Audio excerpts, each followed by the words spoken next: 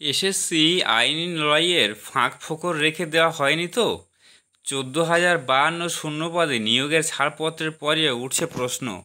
তো বিস্তারিত আমি আলোচনা করব এই ভিডিওর মাধ্যমে। এই ধরনের আপডেট পাওয়ার জন্য আপনারা অবশ্যই করে আমার চ্যানেলটাকে সাবস্ক্রাইব করে রাখবেন। আপার প্রাইমারি শিক্ষক নিয়োগ দীর্ঘ প্রতীক্ষার পর উচ্চ প্রাথমিকের শিক্ষক নিয়োগ মামলার রায় দেওয়া হলো। আপার প্রাইমারি শিক্ষক নিয়োগ মামলার রায় দেওয়া হলো আজ বুধবার বিচারপতি তপব্রত চক্রবর্তী ও বিচারপতি পার্থসারথী চট্টোপাধ্যায়ের ডিভিশন বেঞ্চ এই মামলার রায় দিল। মেধা তালিকা থেকে বাদ 1,463 যুক্ত করে নতুন মেধা তালিকা প্রকাশের নির্দেশ দেওয়া হলো এদিন।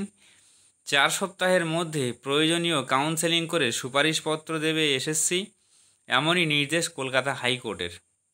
এর আগে 2021 সালে এসএসসি জানায় ওএমআর সিটগুলি পুনরায় মূল্যায়ন করে 1463 জনকে বাদ দেওয়া হয়েছে। এই বাদ পড়া 1463 জন অন্য একাধিক মামলায় যুক্ত হন।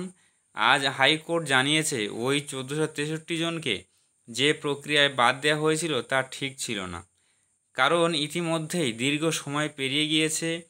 কোথায় কত নম্বর পান তারা, তাদের ইন্টারভিউ কাউন্সেলিং সম্পন্ন হয়ে গিয়েছে আগেই, ফলে নতুন করে ওএমআর সিট মূল্যায়ন করে বাদ দেওয়ার প্রক্রিয়া সঠিক ছিল না।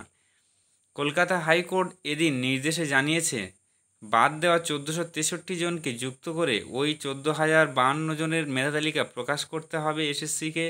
আগামী 4 সপ্তাহের মধ্যে এই কাজ সম্পন্ন করতে হবে। পরের 4 সপ্তাহে কাউন্সেলিংয়ের কাজ সম্পন্ন করতে হবে। অধিকাংশ কাউন্সেলিং ইতিমধ্যেই সম্পন্ন হয়ে গিয়েছে। নতুন করে মেধা তালিকা বেরোলে প্রয়োজন বুঝে এসএসসি কাউন্সেলিং করাবে এসএসসি। এরপর অবিলম্বে সুপারিশপত্র বিলি করতে হবে, যাতে দ্রুত শিক্ষকরা দ্রুত স্কুলে যোগদান করতে পারেন। এসএসসি নিয়োগ প্রক্রিয়ার বিরুদ্ধে একাধিক অভিযোগ ছিল। সংরক্ষণ নীতি মানা হয়নি কাউন্সেলিংয়ের সময়। তপশিলি জাতি এবং জনজাতিদের সংরক্ষণ নিয়ে একাধিক প্রশ্ন ওঠে। এমনকি সেখানে মহিলাদের সংরক্ষণ নিয়েও ত্রুটি ছিল বলে আদালতে জানান মামলাকারীদের আইনজীবী। শেষ পর্যন্ত নিয়োগের পক্ষই রায় দিল কলকাতা হাইকোর্ট।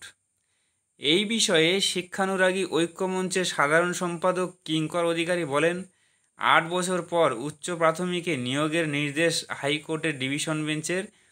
আবার কোনো আইনি লড়াইয়ের ফাঁক ফোকর রেখে দেওয়া হয়নি তো?